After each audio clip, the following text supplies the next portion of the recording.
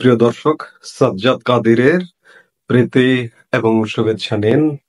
এই মুহূর্তে আপনাদের সামনে কথা বলবো যে ইউনূস তারেক বৈঠকে উপদেষ্টা পরিষদ সন্তুষ্ট কেন?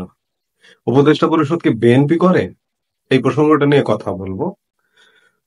লন্ডনে প্রধান উপদেষ্টা ডক্টর মোহাম্মদ ইউনূসের সঙ্গে বিএনপির ভারপ্রাপ্ত চেয়ারম্যানের তারেক রহমানের বৈঠক অনুষ্ঠিত হয়েছে গত শুক্রবার। এটি একটি পুরনো বিষয়, আপনারা সবাই জানেন। এই বৈঠক নিয়ে উপদেষ্টা পরিষদ সন্তুষ্ট বলে জানিয়েছেন উপদেষ্টা পরিষদ সদস্য পরিবেশ, বন ও জলবায়ু বিষয়ক উপদেষ্টা রিজওয়ানা হাসান। এই বৈঠক নিয়ে কোনো রাজনৈতিক দলের কিছু বলার থাকলে সেটা প্রধান উপদেষ্টার সঙ্গে বলতে হবে বলেও জানিয়েছেন তিনি। এই কথাটা বলবারটা কারণটা হচ্ছে যে ইতিমধ্যে গতকালকে জামাতে ইসলামী বাংলাদেশ, এই সরকারের প্রধান পৃষ্ঠপোষক, এবং এনসিপি ইউনূস তারেক বৈঠকে খানিকটা উষ্মা প্রকাশ করেছেন। তার প্রেক্ষিতে সৈয়দা রিজওয়ানা হাসান বললেন যে প্রধান উপদেষ্টার সাথে কথা বলতে হবে। রবিবার ঈদের ছুটি শেষে প্রথম কার্যদিবসে সচিবালয়ে তিনি একথা বলেন। রিজওয়ানা হাসান বলেন, যে কোনো ধরনের সমস্যা সংলাপের মধ্যে দিয়েই সমাধান হয়।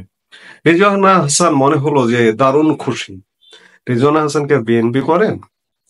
রিজওয়ানা হাসান বিএনপি না করলেও রিজওয়ানা হাসানের বাবা বিএনপি করতেন এবং বিএনপির প্রতিমন্ত্রীও ছিলেন।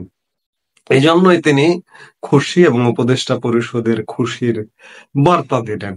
কিন্তু বিএনপির সাথে বৈঠকের ফলে উপদেষ্টা পরিষদ খুশি হচ্ছে, আবার জামাত ক্ষুব্ধ প্রতিক্রিয়া দেখাচ্ছে, এনসিপি ক্ষুব্ধ প্রতিক্রিয়া দেখাচ্ছে। জামাত এনসিপির কি নাটক? বিএনপি, এনসিপি, জামাত আসলে তারা তো একই পথের পথিক, তাদের তো ক্ষমতা দরকার। এখন প্রশ্ন হচ্ছে যে উপদেষ্টা পরিষদ খুশি, উপদেষ্টা পরিষদ বিশেষ একটি দলের সাথে বৈঠকে কেন খুশি হবে? কিংবা বিশেষ একটা দলের সাথে বৈঠক করে আবার যৌথ বিবৃতি প্রকাশ করেছে, কেন প্রকাশ করবে? এটি নিয়ে জামাত কথা বলেছে, এনসিপি কথা বলেছে। খানিকটা আসলে কেমন যেন গোজামিলে ধোঁয়াশাপূর্ণ একটি সরকার।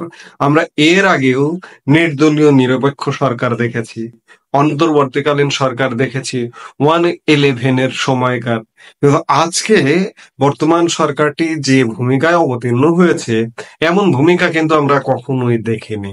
তো কাজেই এই উপদেষ্টা পরিষদকে কখনো মনে হয় যে বিএনপি করে, কখনো মনে হয় যে জামাত সমর্থিত, কখনো এনসিপি। কখনো এনসিপি বলতে এটি তো স্বীকৃতই যে প্রধান উপদেষ্টা ডক্টর মোহাম্মদ ইউনূস বিভিন্ন সময়ে বলেছেন যে আমাদের নিয়োগকর্তা হচ্ছে ছাত্ররা, সমন্বয়করা। এখন যেটাই হোক না কেন, উপদেষ্টা পরিষদ আজকে মনে করছেন যে বিএনপির সাথে বৈঠকের ফলে দেশের রাজনৈতিক সমস্যার সমাধান হয়ে গেল। না, প্রশ্নই আসে না।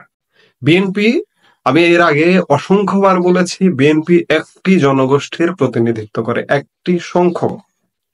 বাকি বিশাল জনগোষ্ঠীর প্রতিনিধিত্ব আছে আওয়ামী লীগের। আওয়ামী লীগ যেহেতু আরেকটি বড় দল, বিএনপি বড় দল, অস্বীকার করবার কোনো উপায় নেই। বিএনপির সাথে যদি সমঝোতা হয় সরকারের টেনশন খানিকটা কমে, কিন্তু পুরোপুরি টেনশন যায় না তো। কারণ যতক্ষণ না পর্যন্ত সরকার আওয়ামী লীগকে সাথে নিয়ে আগামী নির্বাচনের প্রস্তুতি, নির্বাচন কর্মকাণ্ড করবে, ততক্ষণ পর্যন্ত সরকারের কিন্তু টেনশন মুক্ত হবার কোনো কারণ নেই। আরেকটি জিনিস, এই সরকারটি আসলে পুরোপুরি আওয়ামী বিরোধী, এতে রাগ ঢাকের কিছু নেই। এটি বারবার বিভিন্ন কথায় কাজে বারবার প্রকাশ করছে। ঠিক তেমনি ইউনূস তারেক বৈঠকের প্রেক্ষিতে উপদেষ্টা সৈয়দা রিজওয়ানা হাসান সেই খুশি প্রকাশ করলেন। এটি স্বাভাবিক। অর্থাৎ উপদেষ্টা পরিষদ, বর্তমান সরকার, এটি নির্দলীয় নিরপেক্ষ সরকার নয়। অতীতে আমরা নির্দলীয় নিরপেক্ষ সরকারের যে রূপ দেখেছি, এটির তার ছিটে ফোটাও নেই, চিহ্নও নেই। যেহেতু নির্দলীয় নিরপেক্ষ নয়, এই সরকার অন্ততপক্ষে নির্বাচন করবার কোনো যোগ্যতাই রাখে না এবং নির্বাচন করতে পারবে বলে মনে হয় না। সামনে নানা রকম ঘটনা আসছে, ঘটনা ঘটবে। কাজেই উপদেষ্টা পরিষদ যতই বিএনপি সাজুন, জামাত সাজুন, এনসিপি সাজুন, দেশের সংকট কিন্তু কাটছে না, সাধারণ মানুষের কিন্তু কোনো উপকারে আসছে না, আসবে না। কাজে সন্তুষ্টি প্রকাশ করে কোনো লাভ নেই। এই মুহূর্তে এ পর্যন্তই। সবাই ভালো থাকুন, সুস্থ থাকুন। আমাদের ভিডিওগুলো নিয়মিত পেতে সাবস্ক্রাইব করুন Sajjad Kadir and the legends YouTube channel এবং লাইক, কমেন্ট, শেয়ার করে সাথে থাকুন।